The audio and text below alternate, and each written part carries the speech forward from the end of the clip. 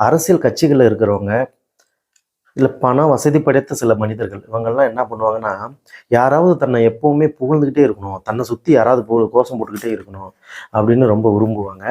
அதுக்காக என்ன பண்ணுவாங்கன்னா, அவங்ககிட்ட இருக்க பணத்தை அந்த மாதிரி விஷயங்களுக்கு நிறைய செலவு பண்ணுவாங்க. அவங்களோட எண்ணம் என்னன்னா, நம்மளை பற்றி புகழ்ந்து பேசிக்கிட்டே இருந்தோம்னா மக்கள் அதை கேட்குற 4 பேரும் நமக்கு ஆதரவாக வந்துருவாங்க. இல்லை ஓ இது எவ்வளோ பெரிய ஆள் போடுறா அவரு அப்படின்னு நினச்சிருவாங்க அப்படின்றது அவங்களோட எண்ணம். ஆனால் விளம்பரத்தை பார்த்துட்டு எந்த மக்களும் யாருக்கும் ஆதரவுலாம் கொடுக்க மாட்டாங்க.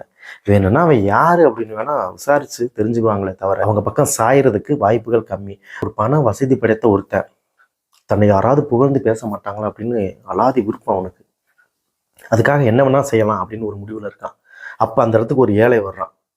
அவன்கிட்ட என்கிட்ட 1000 ரூபா பணம் இருக்குது, அதில் உனக்கு 200 ரூபா தர்றேன், என்னை ஒரு 4 வார்த்தையாவது புகழ்ந்து பேசுகிறா அப்படின்னு சொல்லியிருக்கான்.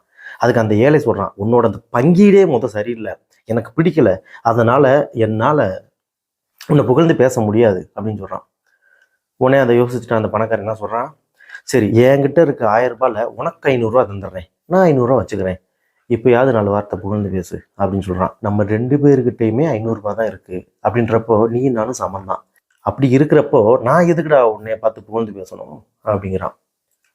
சரி அப்படின்னு சொல்லிட்டு, இந்த என்கிட்ட இருக்க மொத்த காசு 1000 ரூபா நீ வச்சுக்கோ, இப்போயாவது என்னை புகழ்ந்து பேசுகிறா அப்படிங்கிறான்.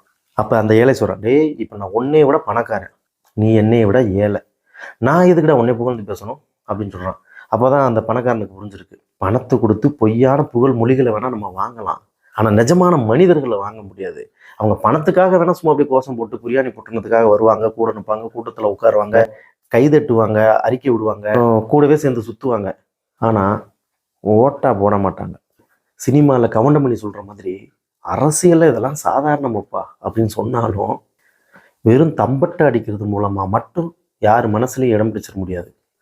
அதுக்கு நிஜமாவே களத்தில் இறங்கி நிறைய விஷயங்கள் பண்ணணும். இதே மாதிரி தான் ஒரு பெரியவர் ஒரு சுவத்தில் ஒரு போஸ்டர் விட்டுறாரு. அந்த போஸ்டரில் என்ன இருக்குன்னா, பிறந்த நாள் காணும் பெரியவரே நீங்கள் வாழ்க பல்லாண்டு அப்படின்னு எழுதியிருக்கு. இதை பார்த்த ஒருத்தன் போய் அவன் கேட்குறான், ஏயா நீ பிறந்த நாள் வாழ்த்துக்கள் சொன்னா அந்த சம்மந்தப்பட்டவர்கிட்ட நேர்லேயே போய் சொல்லலாமே, இப்படி போஸ்டர் விட்டுறியே, இப்படி போஸ்டர் விட்டுறது எங்கேயோ இருக்கு, அந்த பெரியவருக்கு தெரியுமா அப்படின்னு கேட்குறான். உடனே அந்த பெரியவர் சொல்கிறாரு, தெரியுமே அப்படிங்கிறாரு. எப்பட்றா அப்படின்னா, அந்த பெரியவரே நான் தாயா அப்படின்ட்டு இருக்கான்.